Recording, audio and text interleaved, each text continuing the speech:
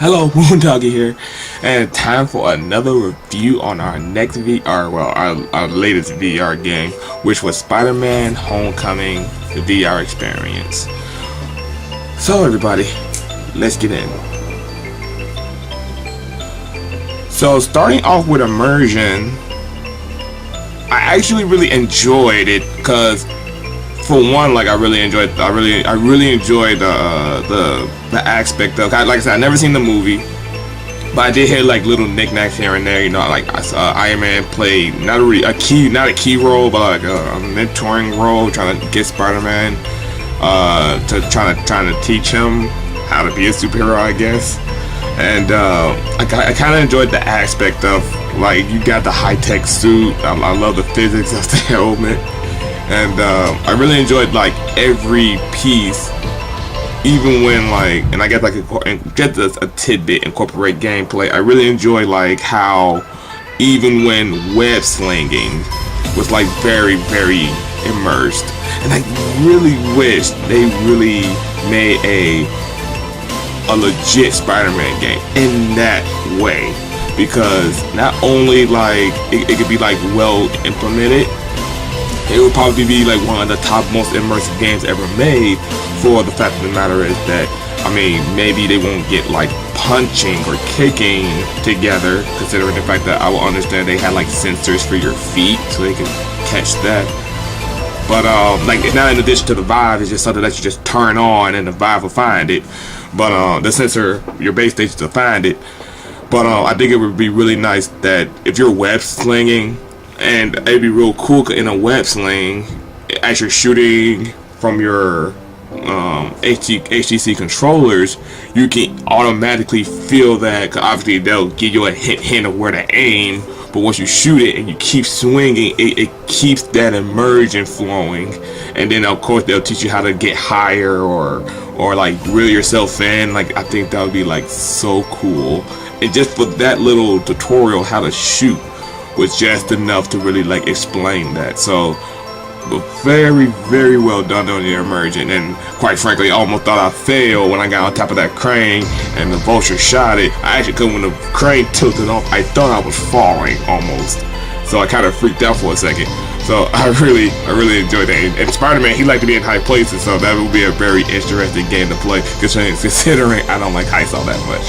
So I think that would be a good game to really help people with that type of fear. So really beautiful on the Immersion, so I really commend them for that.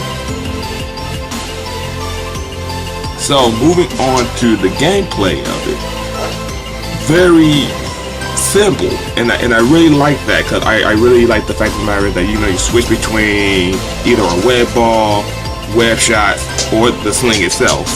And that's all you really need for Spider-Man, because he really doesn't have that much of an arsenal, and that really works for the VR. So that's why I really figured them to really crack down on trying to make a really well done HTC, well, not HTC, but just a VR Spider-Man game in general. Preferably, hopefully HTC, because that's what I have. But I think I can see it. No, I couldn't. I couldn't really see it on PlayStation, because PlayStation really doesn't have the controls for it per se. And Oculus, well, they got a bunch of buttons, so they got the advantage here. So, but as for the gameplay, very well done. And I can even see the fact of the matter, if they can't get kicking or punching into play, just shooting is enough. I can imagine the Vulture being obviously our main villain here, and as you in quote zip lining with your HTC controllers, landing, shooting enemies, trying to web sling and save people who will probably be falling or stop debris from falling on them, that would be like perfectly well done. And then obviously for the final boss fight, you'll be shooting him and dodging, doing your web slings to get off platforms that he blown up.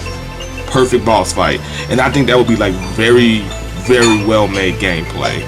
And that's all we really need for a very well made gameplay. So we can only hope that they get off their high horse and make this.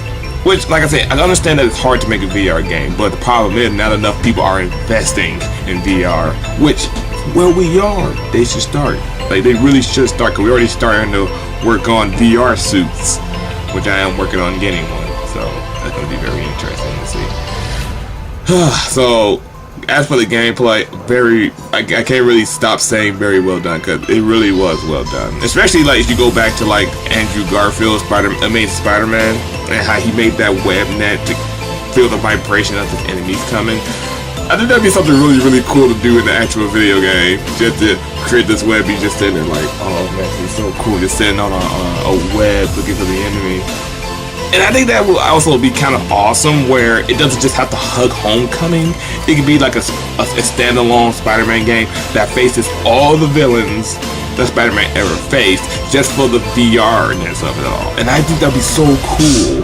Fighting Venom, Carnage, Rhino, Doc Ock. Oh man, that'd be so cool. And then you can even, and just for like a DLC or an update or whatever, you can even incorporate the new Spider-Man armor from Avengers movie, Infinity War. You can incorporate that armor in, because the extra legs that come out, I actually thought that was very well done in the movie. So I think that'd be a very good addition to the video game, especially for a quick throw off for us. Like, holy shit, we have legs. So that'd be really cool. So I'm really looking forward to what comes in the future. So as for the concept of how they went about this idea, obviously, like I said, it was in promotion of the Spider-Man Homecoming game, and this one really does tackle it, because not only we get it's almost like we met Iron Man ourselves. He gave us a suitcase, said, you know, his little gift for you trying to become a superhero, and you know we're gonna need something to, you know, hide our identity and more or less the equipment to fight crime. He gives us a suitcase, and then the VR game starts. Open it and just completely immerse yourself in the fact that you're going to become Spider-Man, training yourself, that you even meet the villain of the movie, Vulture, and that's pretty much what sums it up in like one huge fashion. Which I thought, like, yes, that was actually well done, well made, and I really hope that more games, well, obviously, and the thing about promo games, like promo games really try to provide inkling into what's coming into the movie, versus for an actual video game. We can obviously understand the concept. It's just more or less what the concept's good or not. So, like the story of a cowboy being in the world of aliens, that's a terrible concept.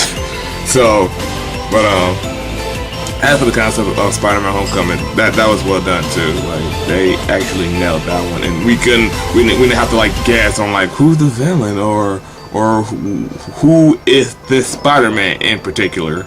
So I think that's all well and good, and I'm really happy about how far VR has come, and I'm very, very happy about the physics of this Spider-Man game in particularly, that when you web sling, you have to sling it over.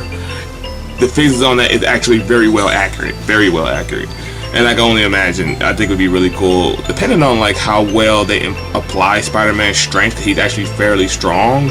So if the Rhino just slung a car and we just caught it before it crushes our civilians here, I think they should like 100% immerse that. The minute that car flips and we catch it, we can actually see us holding it, parts of the car falling off, the civilians under us. We should be able to see all of that. That would be like really cool. But other than that, that was really good for the concept of it. So overall, and whether that game itself is replayable, I will say sadly no. Even for myself, sadly no, because like to really replay that, it's not like equivalent to how would I say, if I was to like put a tack next to Star Wars promo, it would be like, at least with the Star Wars one, the tutorial wasn't like, it wasn't obvious. It wasn't automatically revealed to us like, oh, do this and do this and then do this, and then you kind of do whatever you want for a little bit, and then you go in quote encounter Vulture, and then that's it. Versus Star Wars, they just threw you in and you just do whatever they ask you to do. But it's like well done made. It's not like it doesn't like tell you this is a tutorial. It's gonna immerse you in the story. So even though it is a tutorial, we're not gonna tell you. And it's better you don't tell us this is a tutorial, because then again it's like, so if I want to replay this, yeah, you're just playing the tutorial over. See Vulture, and that's the end of it. If we actually fought Vulture maybe for a little bit, then it probably would have been more replayable, because we would have actually had some us time for that to be considered replayable. But just for it being a tutorial alone, no, sadly not. Overall, it's not a replayable game. Well done being made, but sadly not a replayable game. Gladly that it's free, because if you have to pay for that would be sad and retarded. But because like I said, hopefully, and I think that's the last promo game I got, I think so, or that's out right now, because obviously future wise we didn't wind up getting a lot more stuff, but you know, we'll see. So I will definitely be checking in with that, and I hope y'all don't mind like the scheduling of these VR games. I try to really stretch them out, because I don't want to play VR games back to back to back, considering the fact that they're not very long games. They're not very long. I mean, look at Mortal Blitz. I looked up on that one, and it turns out that game is actually fairly short, because that's episode 1. They're coming out with an episode 2. So that's something, sadly, people didn't, not saying they didn't know, they told us, but it's still like the sinking feeling like this is a short game. You can beat this in a few hours. Less than that, actually, because I got to the level in like 20 minutes, so it's actually fairly short. So, but other than that, is sadly for that game it's not replayable. But I do recommend those who have not played it, play it, because it's actually really good to try it out. So with that said, everybody, I hope y'all all enjoyed this Spider-Man Homecoming review. Hope it was more or less helpful. And with that, I will definitely see all of you when the next moon rises.